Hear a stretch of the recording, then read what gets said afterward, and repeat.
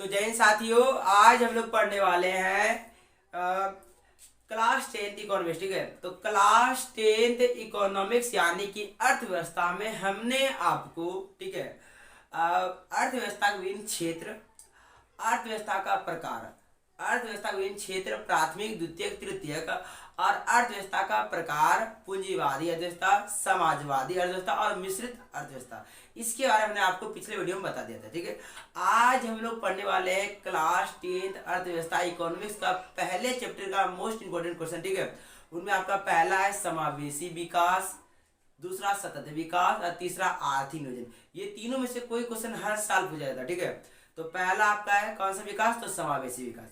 दूसरा आपका कौन सा विकास है, तो सतत विकास। ठीक है, और तीसरा आपका आर्थिक नियोजन। ये तीनों क्वेश्चन पूछा जाता है। ठीक है, तो आज ये तीनों क्वेश्चन को जानने वाले और पढ़ने वाले। ठीक है, तो पहले जानते हैं समावेशी विकास क्या है। आपका पहला क्वेश्चन है समावेशी विकास क्या है। ठीक है, समावेशी विकास कहते हैं किसे। ठीक है, क्या देखें समावेशी विकास, तो हम बोलेंगे कि विकास की वैसी प्रक्रिया, विकास की वैसी प्रक्रिया जिसमें सभी वर्गों का जीवन स्तर ऊंचा हो। विकास की वैसी प्रक्रिया, विकास, ठीक है, मतलब कि अगर कोई सरकार विकास की प्रक्रिया चला रहा है, विकास की प्रक्रिया यानी क्या, कोई योजना बना रहा हो, कोई योजना बना रहा हो। विकास यानी कि क्या, गांव समाज के लोगों का विकास, राज्य के लोगों का विकास, देश के लोगों का विकास अगर करना चाहे तो कोई योजना बना करके, तो वही परिभाषा बोलता है कि विकास की वैसी प्रक्रिया, विकास की वैसी प्रक्रिया जिसमें सभी वर्गों का जीवन स्तर ऊंचा हो। ऐसा नहीं कि अगर वो विकास का काम चलाए तो किसी एक वर्ग के ऊपर जाए। समाज में जितने भी वर्ग के लोग रहते हैं, समाज में जितने भी वर्ग के लोग रहते हैं, सभी वर्गों को ध्यान में रखकर उसके अंतर्गत तब फिर योजना बनाए। तो इसीलिए उसका परिभाषा बनता है समावेशी का कि विकास की वैसी प्रक्रिया जिसमें समाज के सभी वर्गों का जीवन स्तर ऊंचा हो तथा विकास के इस कार्यक्रम से कोई वर्ग अछूता ना रहे, या विकास के इस लाभ से कोई भी वर्ग अछूता ना रहे, कोई वर्ग अछूता ना रहे। विकास की इसी प्रक्रिया क्या कहते हैं हम लोग, समावेशी विकास कहते हैं। क्या कहते हैं, समावेशी विकास कहते हैं। परिभाषा सिंपल है, आप मिल जोड़ के या अपने मन से बना सकते हैं इसको कि विकास मतलब सरकार कोई विकास का कार्यक्रम चलाएगा। ठीक है, उस विकास के कार्यक्रम का उद्देश्य ये होगा कि समाज में जिस जिस वर्ग के लोग रहते हैं सभी का विकास हो। तो जो विकास का कार्यक्रम चलाया, उस विकास के कार्यक्रम से समाज का कोई वर्ग अछूता मतलब छूटे नहीं। और ऐसी विकास की प्रक्रिया को क्या कहते हैं, समावेशी विकास कहते हैं। क्या बात को समझे आप, हमने बोला कि सरकार कोई विकास का कार्यक्रम चलाएगा, उस विकास के कार्यक्रम का मकसद होगा कि समाज के सही वर्गों का जीवन स्तर ऊंचा करना। ठीक है, उसका खान पान इसमें तो क्या करना, ऊंचा करना, और इस लाभ से समाज का कोई वर्ग छूटा मतलब छूटा नहीं, मतलब छूटे नहीं। अब विकास की इसी प्रक्रिया क्या कहते हैं हम लोग, समावेशी विकास कहते हैं। तो परिभाषा आराम से बोल देंगे कि विकास की वैसी प्रक्रिया जिसमें समाज के सही वर्गों का जीवन स्तर ऊंचा हो तथा विकास के इस लाभ से कोई भी वर्ग अछूता ना रहे, इसी को क्या कहते हैं हम लोग, समावेशी विकास कहते हैं। क्या कहते हैं, समावेशी विकास कहते हैं। बात समझे आप, हम परिभाषा लिख देते हैं, आप नोट कर लीजिएगा। ठीक है, तो परिभाषा क्या बोलेंगे, तो विकास की वैसी प्रक्रिया, विकास की वैसी प्रक्रिया, विकास की वैसी प्रक्रिया जिसमें समाज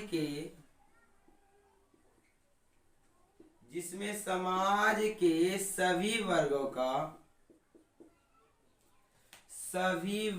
का जीवन स्तर ऊंचा हो, जीवन स्तर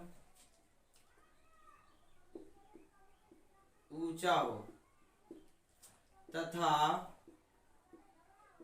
इस विकास कार्यक्रम से, इस विकास कार्यक्रम से कोई भी वर्ग अछूता नहीं, कोई भी वर्ग अछूता ना रहे, अछूता अछूता ना रहे, ना अछूता ना रहे, इसे ही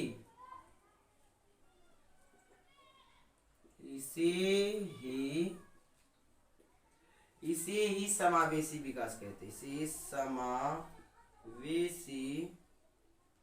विकास कहते हैं, विकास कहते हैं। तो देखिए हमने परिभाषा क्या लिखा, हमने परिभाषा ये लिखा कि विकास की वैसी प्रक्रिया जिसमें समाज के सभी वर्गों का जीवन स्तर ऊंचा हो तथा इस विकास कार्यक्रम से कोई भी वर्ग अछूता ना रहे, इसे ही क्या कहते हैं, इसे ही समावेशी विकास कहते हैं। क्या बात को आपने समझा?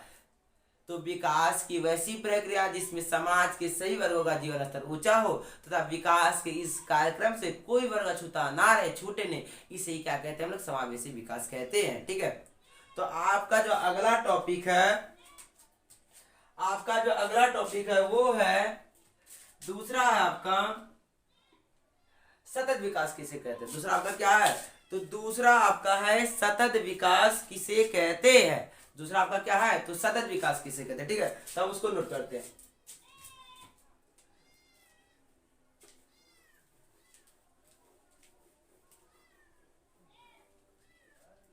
तो दूसरा आपका है सतत विकास। दूसरा आपका क्या है? सतत विकास किसे कहते हैं। ये तीनों क्वेश्चन मोस्ट इंपोर्टेंट है, मतलब बहुत बार दोहराया गया इस साल भी। इससे अगर 2022 की बात करें तो ये क्वेश्चन दोहराया गया, कौन सा? तो आर्थिक नियोजन। ठीक है, और आर्थिक क्रियाएं भी हमने पहले बता दिया उसका परिभाषा। ठीक है, तो जानते अब सतत विकास किसे कहते हैं। तो इसका परिभाषा देखिए क्या होता है। तो सतत विकास, तो इसका परिभाषा होता है कि वैसा विकास जो जारी रहे, टिकाऊ बना रहे, सतत विकास कहलाता है। वैसा विकास जो जारी रहे, टिकाऊ बना रहे, सतत विकास कहलाता है। तथा यह विकास केवल वर्तमान पीढ़ी को नहीं, भविष्य यानी कि भावी पीढ़ी को भी ध्यान में रखकर किया जाता है। यानी कि हम जितने भी प्राकृतिक संसाधनों का उपयोग वर्तमान में कर रहे हैं, अब इतना ज्यादा इसका दोहन कर रहे हैं कि इसी चीज को देखने के लिए तरसेगा कौन? तुम्हारे आने वाली पीढ़ी। जिस प्राकृतिक संसाधन का हम विदोहन करते जा रहे हैं, अगर इसको बचाकर और संभाल कर नहीं रखे तो इसी प्राकृतिक संसाधनों को देखने के लिए तरसे कौन? तो हमारी आने वाली पीढ़ी। तो ये ऐसा ना हो भविष्य में कभी, इसीलिए कौन सा बात निकला? तो सतत विकास की बात निकला। किसका बात निकला? तो सतत विकास का बात निकला। किसका? तो सतत विकास का दूसरा नाम पोषणीय विकास है। ठीक है, याद रखिए, सतत विकास का दूसरा नाम है पोषणीय विकास। ठीक है, पोषणीय विकास। सतत विकास का दूसरा नाम है दोस्तों पोषणीय विकास। तो परिभाषा यही बोलेंगे कि वैसा विकास जो जारी रहे, टिकाऊ बना रहे, सतत विकास कहलाता है। यह विकास केवल वर्तमान पीढ़ी को नहीं बल्कि भावी पीढ़ी यानी कि भविष्य के पीढ़ियों को भी ध्यान में रखकर किया जाता है। ठीक है, तो परिभाषा लिखते हैं, आप नोट कर लीजिएगा। ठीक है, तो वैसा विकास जो जारी रहे, टिकाऊ बना रहे,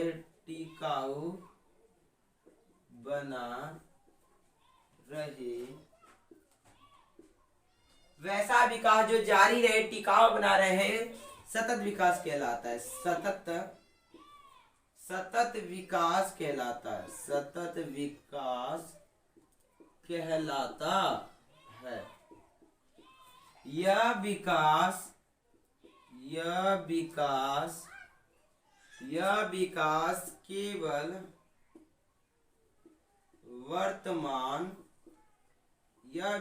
केवल वर्तमान पीढ़ी के लिए नहीं,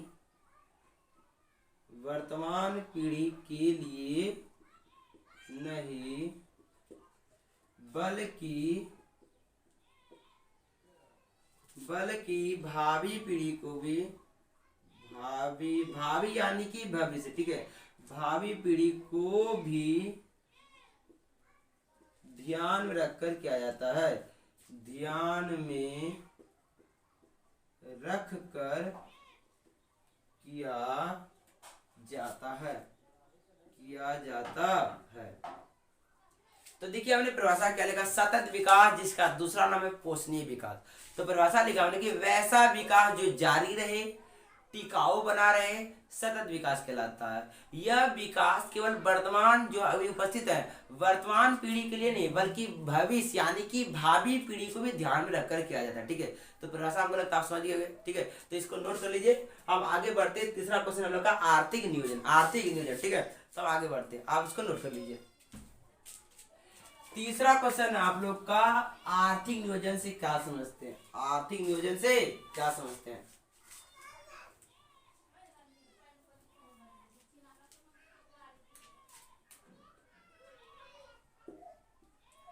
आर्थिक नियोजन, ठीक है, आर्थिक नियोजन इसलिए महत्वपूर्ण है क्योंकि नियोजन शब्द से ही अर्थव्यवस्था टिका हुआ। नियोजन शब्द से ही किसका क्या टिका हुआ है, तो अर्थव्यवस्था टिका हुआ है। जो अर्थव्यवस्था में चल रहा है यह अर्थव्यवस्था किससे टिका है, तो नियोजन शब्द से ही टिका हुआ है। क्योंकि हम विभिन्न संसाधनों को नियोजित करके रखते हैं तभी इसका हम भविष्य उपयोग कर पाते हैं। तो बात आता आर्थिक नियोजन किसे कहते हैं। ठीक है, तो इसका परिभाषा बोल सकते हैं हम लोग, इसका परिभाषा बोल सकते हैं राष्ट्र के प्राथमिकताओं के अनुसार। राष्ट्र के मतलब देश के प्राथमिकताओं के अनुसार संसाधनों का, देश के प्राथमिकताओं के अनुसार संसाधनों का जो संसाधन उपस्थित है, संसाधनों का विभिन्न विकासात्मक क्रियाओं में प्रयोग करना ही आर्थिक नियोजन कहलाता है। राष्ट्र के प्राथमिकताओं, राष्ट्र को पहले प्राथमिकता किसको देना था, राष्ट्र को, मतलब देश को ध्यान में रखते हुए, देश को किस किस चीजों की जरूरत है उसको ध्यान में रखते हुए, तो राष्ट्र के प्राथमिकताओं के अनुसार देश के संसाधनों का विभिन्न विकासात्मक क्रियाओं में प्रयोग करना ही आर्थिक नियोजन कहलाता है। जितने भी संसाधन है उस संसाधनों का उपयोग हम कहाँ करेंगे, तो विभिन्न विकास के क्षेत्र में। किसको ध्यान में रखे, तो देश को ऊपर उठाने को ध्यान में रख के, देश में जितने भी संसाधन उसको विभिन्न विकासात्मक क्रियाओं में प्रयोग करेंगे। किसको ध्यान में रखें, तो देश को ध्यान रखें कि हम अगर इस संसाधन का उपयोग कर रहे हैं विभिन्न विकास में तो उसका विकास किसका होगा, तो हमारे देश का विकास होगा। किसका विकास होगा, तो देश का। तो परिभाषा बनता है राष्ट्र के प्राथमिकताओं के अनुसार देश के संसाधनों का विभिन्न विकासात्मक क्रियाओं में प्रयोग करना ही क्या कहलाता है, तो आर्थिक नियोजन कहलाता है। क्या कहलाता है, आर्थिक नियोजन कहलाता है। ठीक है, तो आप इसको नोट कर लीजिए। परिभाषा में लिखते हैं राष्ट्र के प्राथमिकताओं के अनुसार, राष्ट्र के प्राथमिकताओं के अनुसार, राष्ट्र के प्राथमिकताओं के अनुसार देश के संसाधनों का राष्ट्र के प्राथमिकताओं के अनुसार देश के संसाधनों का विभिन्न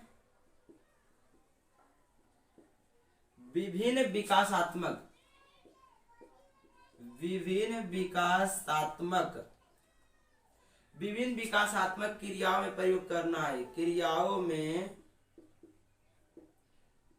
विभिन्न विकासात्मक क्रियाओं में प्रयोग करना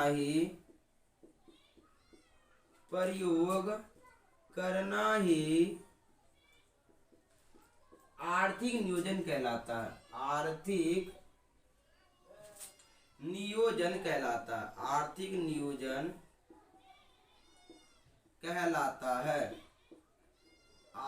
नियोजन कहलाता है। तो ये रहा आपका आर्थिक नियोजन का परिभाषा। तो परिभाषा क्या बोलेंगे, राष्ट्र के प्राथमिकताओं के अनुसार देश के संसाधनों का विभिन्न विकासात्मक क्रियाओं में प्रयोग करना ही क्या कहलाता है, आर्थिक नियोजन कहलाता है। आर्थिक नियोजन कहलाता है। तो ये रहा आपका किसका परिभाषा, तो आर्थिक नियोजन का। आप इसको भी नोट करें। ठीक है, दो बातें और इसलिए बताना चाहिए कि इससे जुड़ा हुआ है। पहला बात है आपका ये नियोजन, ठीक है, योजना। पहला बात है योजना आयोग का गठन, योजना आयोग का गठन। हम पहला बात बताना चाहते हैं आपको योजना आयोग का गठन, क्योंकि इसी से जुड़ा हुआ है। ठीक है, तो क्वेश्चन पूछता है कि भारत में योजना आयोग का गठन कब होता है। हर साल ये क्वेश्चन पूछा जाता है। इंपॉर्टेंट क्वेश्चन है, बहुत ही जरूरी क्वेश्चन। ठीक है, क्योंकि इकोनॉमिक्स का जो ऑब्जेक्टिव का क्वेश्चन पूछा था और जो दुगुना का जब से हो गया तब से ये क्वेश्चन जरूर आ जाता है कि भारत में योजना का गठन कब हुआ था, इसके पदेन अध्यक्ष कौन होते हैं, वर्तमान उसका अध्यक्ष कौन है, ठीक है, वो पूछा जाता है। ठीक है, तो हम लिखा देते हैं आपको, योजना आयोग का जो गठन हुआ था वो हुआ था आपका 15 मार्च को। कब हुआ था? योजना आयोग का गठन 15 मार्च 1950 को हुआ था। ठीक है, आप इसको नोट कर लीजिए, भारत में योजना आयोग का जो गठन हुआ था वो हुआ था 15 मार्च 1950 को। ठीक है, इसका जो अध्यक्ष होता है, कौन होता है? अध्यक्ष।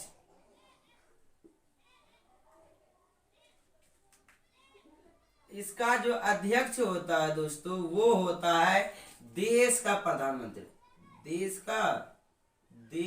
का प्रधानमंत्री, याद रखिएगा। क्वेश्चन आपसे पूछा जाएगा योजना आयोग का अध्यक्ष कौन होता है, तो योजना आयोग का जो अध्यक्ष होता है वो होता है देश का प्रधान, भले कोई भी हो देश का प्रधान है। मान लीजिए अभी वर्तमान में देश का प्रधान नरेंद्र मोदी दामोदर दास। ठीक है, नरेंद्र दामोदर दास मोदी अभी देश का प्रधान, तो अभी वर्तमान में योजना आयोग का अध्यक्ष कौन है? तो नरेंद्र दामोदर दास मोदी। लेकिन जब बना होगा तब कौन होगा? तो जब बना होगा ये तब देश का प्रधानमंत्री जो होगा वही इसका क्या होगा? अध्यक्ष होगा। तो योजना आयोग का जो प्रथम अध्यक्ष था कौन दोस्तों? इसको भी नोट कर लीजिएगा। ठीक है, योजना आयोग का जो प्रथम अध्यक्ष था, प्रथम अध्यक्ष जो था दोस्तों वो था पंडित जवाहरलाल नेहरू। पंडित जवाहरलाल नेहरू जी। ठीक है, योजना आयोग का जो प्रथम अध्यक्ष था दोस्तों वो था पंडित जवाहरलाल नेहरू, क्योंकि देश के प्रथम प्रधानमंत्री कौन थे? तो पंडित जवाहरलाल नेहरू। इसी के शासन काल में योजना आयोग का क्या था? गठन हुआ था। कब हुआ था? 15 मार्च 1950 को। कई बार क्वेश्चन पूछा गया। इसके अध्यक्ष कौन होते हैं? तो पदेन कौन होते हैं? तो देश का प्रधानमंत्री। प्रथम योजना आयोग का ये अध्यक्ष कौन थे? तो पंडित जवाहरलाल नेहरू। अब इससे एक और क्वेश्चन जुड़ा के पूछा जाता है कि योजना आयोग का नाम बदल दिया किसमें? तो योजना आयोग का जो नाम बदल दिया है दोस्तों वो बदल दिया नीति आयोग। क्या बना दिया इसको? नीति आयोग। योजना आयोग का नाम क्या बदल दिया है दोस्तों? तो नीति आयोग। अभी योजना आयोग का दूसरा नाम है नीति आयोग। अभी योजना आयोग का दूसरा नाम क्या है दोस्तों? तो नीति आयोग। नीति आयोग कब बदला? तो 2014 में। 2014 योजना आयोग का दूसरा नाम दोस्तों क्या? तो नीति आयोग। कब बदला इसको? 2014 में। तो ये मोस्ट इंपॉर्टेंट क्वेश्चन है। ये जितना भी हम लिखा है ये बहुत ही जरूरी क्वेश्चन है, जो कि क्वेश्चन इससे क्वेश्चन जरूर आपको मिल जाएगा बोर्ड एग्जाम में। ठीक है, तो आज की वीडियो दोस्तों ये तक रहने दें। वीडियो पूरा देखने के लिए धन्यवाद। ठीक है।